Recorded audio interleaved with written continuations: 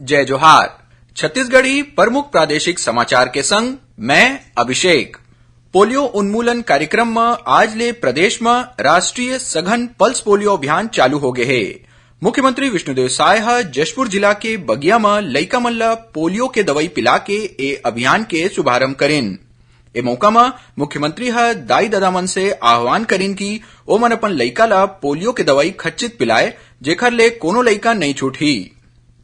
मुख्यमंत्री विष्णुदेव साय ह आज जशपुर जिला में स्वास्थ्य मितान हेल्पलाइन, स्वस्थ महतारी सबकी जिम्मेदारी और सियान मन बर निःशुल्क वार्षिक स्वास्थ्य जांच कार्यक्रम के शुरुआत करेन। उहें मुख्यमंत्री ह अपन गृह ग्राम बगिया ले श्रम वैन ला हरियर झंडी दिखा के रवाना करेन। कांकेर जिला में आज सुरक्षा बल और माओवादी मन के बीच हुए मुठभेड़ में बस्तर फाइटर्स के एक जवान शहीद हो गए। एमा एक माओवादी घलो मारे गए है। उही ठौर ले एक ठीन AK-47 राइफल घलो बरामद हो है। प्रवर्तन निदेशालय ईडी के अधिकारी मन ऊपर पूछताछ के बीच मारपीट और प्रताड़ित करे जाए के शिकायत ला ईडी के विशेष अदालत ह खारिज कर दे है।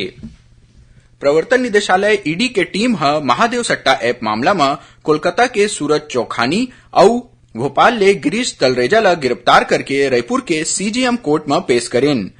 ईडी ह कोर्ट में आवेदन दे के दोनों आरोपी ला रिमांड में देहे के मांग करे है। भारतीय जनता पार्टी के प्रदेश महामंत्री और लाभार्थी संपर्क अभियान के प्रदेश संयोजक रामजी भारती ह किहिन है कि छत्तीसगढ़ में पार्टी के लाभार्थी संपर्क अभियान के सकारात्मक परिणाम देखे बर मिलत है।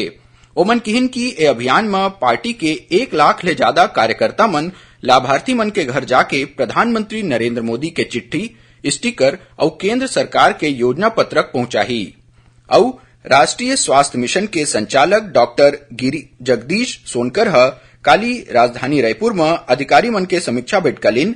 ए मौका में डॉक्टर सोनकर ह छत्तीसगढ़ में स्वास्थ्य सेवा ला राज्य के आखिरी मनखे विशेषकर कमजोर जनजाति समूह तक पहुंचाए के निर्देश दिन। ये रहिस अब तक के प्रमुख प्रादेशिक समाचार। जय जोहार।